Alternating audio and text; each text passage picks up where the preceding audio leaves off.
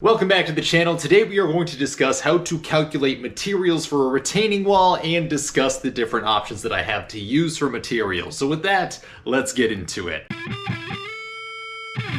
Okay, so the first thing to estimating materials is to get measurements for what you think the wall size is going to be. So I did that in a prior episode. I went around my yard, I estimated where the new retaining wall is going to go, and then I used my tape measure to check the approximate length of where I think that new retaining wall is going to be, as well as the total height of that new wall. And when you're calculating the height, you have to add additional height as well, because the first layer of a retaining wall has to be partially buried per most building codes. Basically, this puts the first layer into the ground, makes it a lot more stable, and makes the wall less likely to shift over time. Now you have to check your local building codes, but for most areas, half the width of that first layer has to be submerged underground. If you're using a cinder block that's typically about 8 inches tall or so, that would be 4 inches of it underneath the ground. Keep in mind that that level is not going to be perfectly even across your entire yard unless your yard is also level, so in some places it might be a little bit deeper than that. Half of that layer is the minimum dimension, so if your yard has any slope to it from one end to the other, the most exposed portion of that has to be at least that half layer. So what I did is I added 8 inches of extra height to the overall wall height that I was estimating to account for that first submerged layer, as well as a little bit of overhang on the top in case anything built up over time, or if the yard at the back edge of my yard where I'm building the new wall is a little bit taller than I estimated. I just wanted to have a little bit of wiggle room so I wasn't underestimating materials. Now you're going to take the total length of that route of the new retaining wall as well as that total height with that extra added. Multiply these together, that is going to give you your total surface area. I am in the United States, so I converted that to square footage, but basically you're trying to figure out how much surface area is that wall going to cover. One thing I really want to point out here though is that assumes that you're getting the perfect amount of material and you're not going to have the perfect amount of coverage. All the materials that you purchase have a set thickness, and the height of your wall might not be perfectly divisible by the width or the height of that material that you're getting. So for example, let's say I needed my retaining wall to be this tall and I was building with cinder blocks and I was stacking them up. Even though the wall needs to be this tall, the cinder blocks might stack to this height or to this height depending on how many rows I do. I can't really cut them in half to make them the proper height. Similarly, you're not going to have perfect cuts on everything. There is going to be some material waste and scraps. There's going to be things that break or that don't go according to plan. So for that reason, I suggest adding 10 to 15% to the square footage that you're calculating to cover that extra cost. I'll get into the exact materials I looked at in a minute, but basically for every material I evaluated, I said, okay, how big is a single block?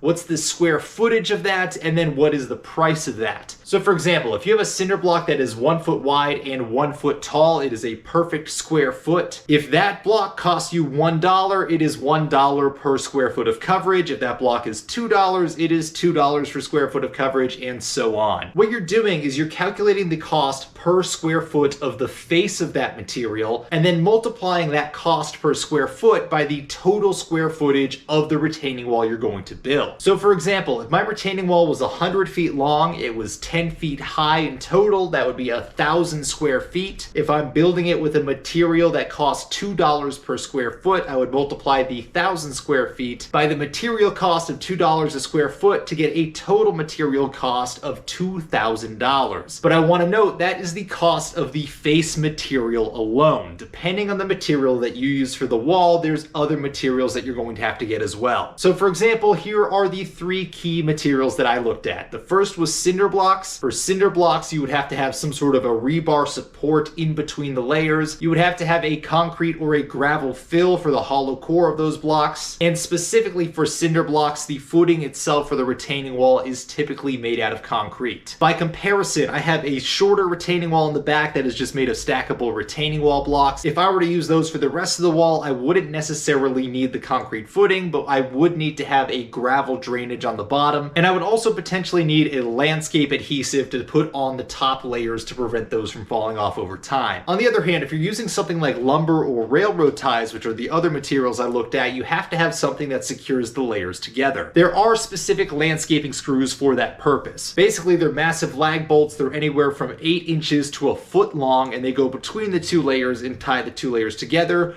but those screws are about $1 per screw. To buy a big box of them could cost you $100 or $200, and you'll probably need a few boxes to do the entire wall. Because there are so many variables for the different materials, I'm not going to go into all the details here, but there are sites out there that give a very good breakdown of how much of these other materials you'll need for each wall type. The next material costs are actually constant regardless of what type of retaining wall you build. And that is because regardless of what type of wall you build, you have to have a gravel backfill to allow water to drain out. I covered this in my video about why retaining walls fail, but basically if you have water that gets behind the retaining wall and doesn't drain properly, over time it adds a lot of weight, it adds a lot of stress, and then it freezes and expands and pushes that wall out. Basically, it overstresses the wall over time if you don't have proper drainage. So regardless of what type of wall you're using, there's typically a code requirement for a certain amount of gravel backfill based on the height of the wall and the region that you live in. There's also a landscaping fabric that you put between the gravel and the dirt behind it that prevents the dirt from coming in and clogging up that drainage system. And as I said earlier, a lot of regions require that first layer to be half underground, but they also require gravel to be underneath that first layer that's submerged, allowing the water to go down and below it and into the ground in front of the wall to better dissipate it. So based on the material that you're going to use and the total length of the wall, you're going to have to calculate for your region how big that channel is going to have to be and how much gravel you're going to have to buy as a result of that. So with all that in mind, I am replacing the failed cinder block wall in my yard. So the three materials I really looked at are the stackable retaining wall blocks to match the other retaining wall that I have that isn't failing. I then looked at a direct replacement with new cinder blocks, and then I looked at railroad ties. I also priced out just buying lumber from a hardware store as well. I'll touch up on that in a minute. So looking at these stackable retaining wall blocks, trying to match what I have or at least get something similar enough. The cost between either solid blocks or getting hollow blocks and then a material to fill the core of it, as well as any landscape adhesive I would need, or for some blocks they had a staking system that you put a stake between the layers to better support it. The cheapest material that I could find that reasonably matches the one that I already have was going to be just over $7,000 of material. Now keep in mind, all these numbers, these are just for the material. These don't include any labor. This is if I do it myself.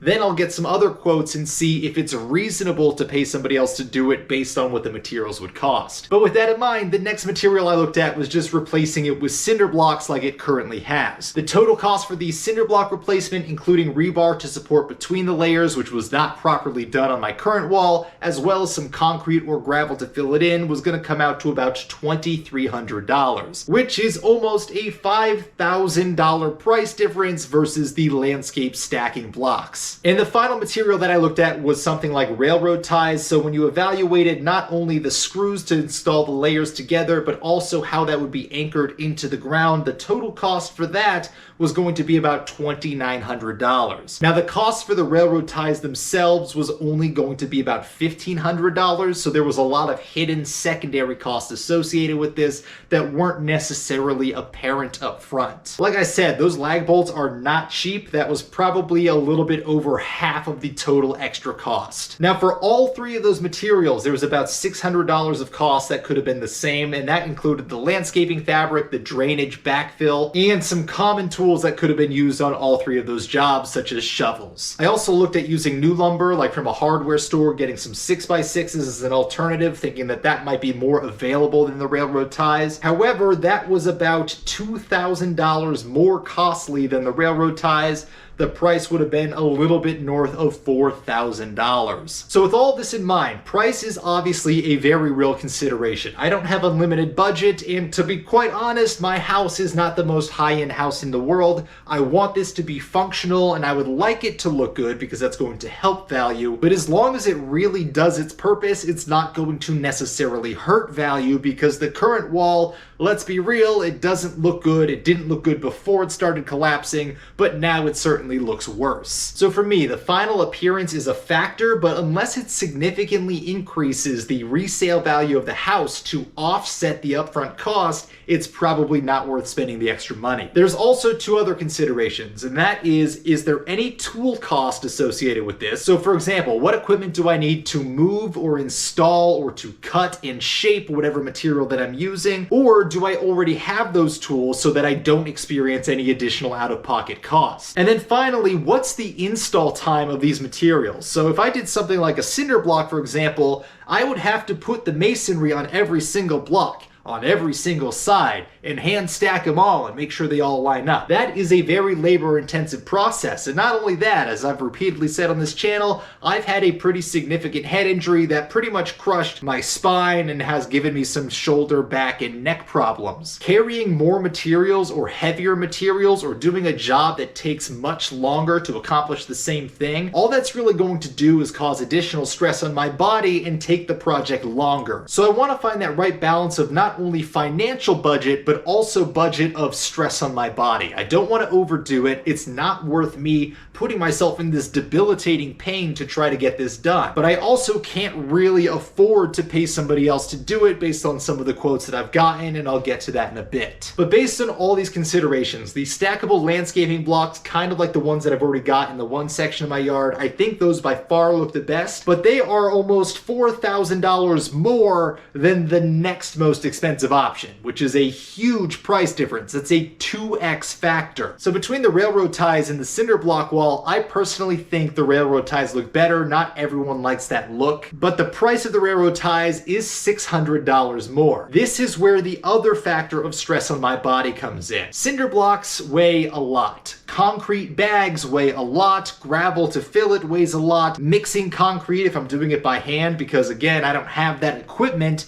that is stressful on the body. That is difficult to move. That takes a lot of manual labor. By contrast, if I'm doing lumber or railroad ties, I'm doing a 6 or an 8-foot section at once that covers a much bigger span for the same amount of lifting. So in theory, even though I'm carrying roughly the same amount of weight per item, that same item is going to cover a much larger span. It's going to take me less time overall, which means overall I'll be stressing my body less, and that the project should be able to get done faster because a single piece covers more ground. Beyond that, looking at my current tools and my current skill set, I don't have masonry tools. I don't have masonry equipment, nor do I have a masonry background. That is just not something I've done or that I have experience in. I do have a lot of woodworking experience though. I have saws, I have drills, I have screws, I have all the things I would need to cut, shape, or install any sort of lumber retaining wall. I cannot say that about anything that is masonry based, both the stackable blocks or the cinder blocks. I don't have masonry saws. I don't have concrete mixing tools. I would have to either rent or buy those or find a workaround.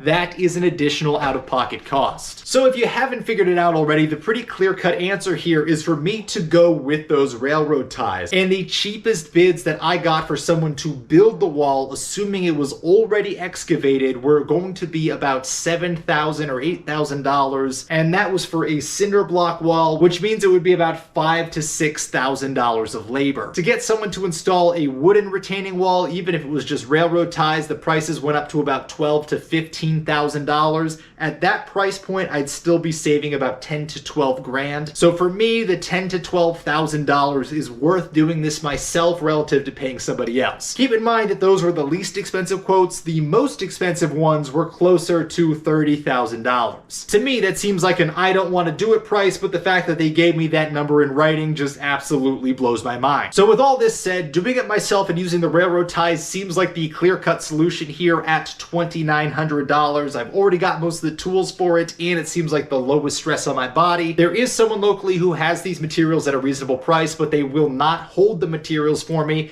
and the only issue right now is I can't order them before the excavation is done because where they would have to put them would block where the machines would have to go to get to the yard and do the excavation. Basically, if I order those materials, they'll be in the way, and I don't want to put them somewhere else and then have to move them by hand because that is, again, more stress on my body, and that's what I'm trying to avoid. But now we have a path forward. The excavation's happening in the next week, and we know what we're going to be doing. So I can start getting some of the smaller materials ordered. I can start doing some planning around that, but we'll resume next time, hopefully when the excavation is complete, and that'll do it for this episode. But hopefully you guys got something out of this. I want to thank you guys for watching, and I will see you next time.